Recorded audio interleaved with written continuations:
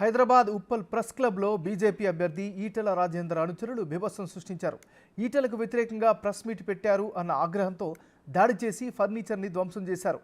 Electronic media లోగోలపై కూడా ప్రతాపం చూపించారు.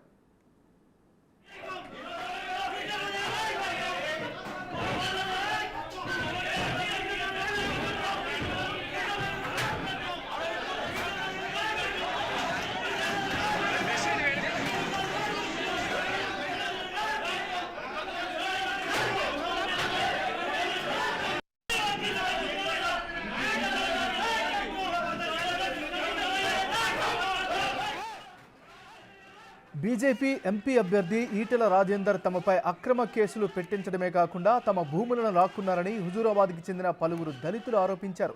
ఈ విషయమై ఉప్పల్ ప్రెస్ క్లబ్లో సమావేశం నిర్వహిస్తుండగా సమాచారం అందుకున్న ఈటెల అనుచర గణం ప్రెస్ క్లబ్పై దాడి చేశారు.